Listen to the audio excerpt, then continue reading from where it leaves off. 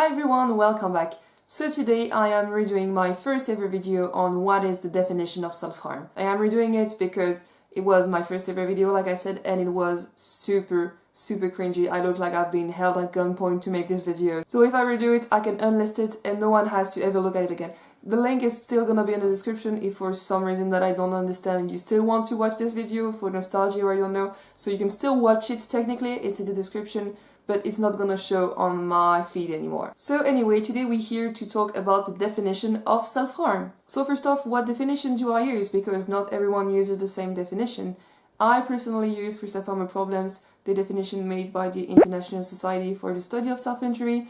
I use this definition because I find it's the most complete and it's the most detailed, and it's also the one that's been created by experts and researchers in this field. And it's also the definition that is used in the DSM-5. So by the definition that I use, self-harm is the deliberate, self-inflicted destruction of body tissue done without suicidal intention and for purpose not socially or culturally sanctioned. But what the hell does that mean? Let's break that down. So first off, like I said, self-harm is deliberate. It is a conscious act and it is an intentional act. This is not an accident and this is not something that you do without realizing. It's not like a nervous habit or something like that you do without knowing that you're doing it. This means it's different from something like OCD or trichotillomania or a nervous habit in general where you sometimes do it without realizing. In self-harm, it is a conscious act and it is an intentional act.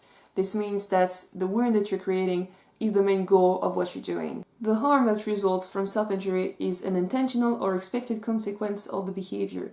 Risky behaviors that could result in harm, such as not wearing a seatbelt while driving, or accidental harm that may occur when playing extreme sports, are typically excluded in our definition. So first point is it's deliberate, it is a conscious act and it is the main goal of what you're doing. The second part of this definition is that it is self-inflicted, which is pretty self-explanatory. Self-harm, self-inflicted, self-harm is something that you do to yourself. If someone else was hurting you, this would not be self-harm. The third part of the definition is that it causes damage to body tissue. So first off, it means that this is something that is separate from something that would be mentally destructive, something like negative self-talk or something like that.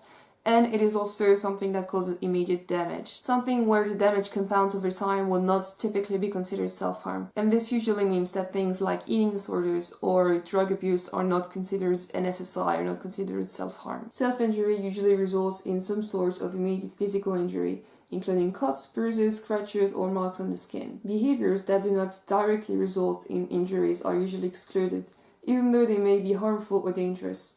For example, food restriction is typically not considered a form of self-injury, since the associated physical damage tends to build up over time instead of happening all at once when the behavior occurs. Fourth part of the definition is that it is done without suicidal intention, so this means it's not a suicide attempt. This is a big misconception around self-harm, is that it is a suicide attempt or that suicide attempt is the same as self-harm.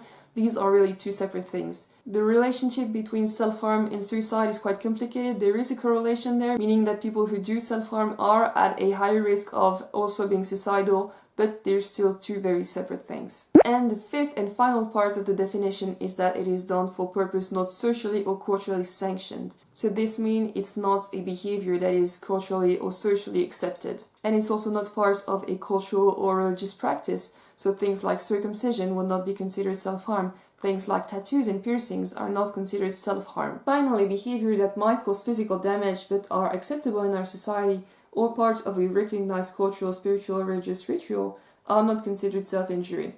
For this reason, body modification, body piercing, or tattooing are not usually considered forms of self-injury. So that is it. That is the definition of self-harm that I use. Quite often I get people in my DMs on Instagram asking me, well, is this behavior that I'm doing self-harm?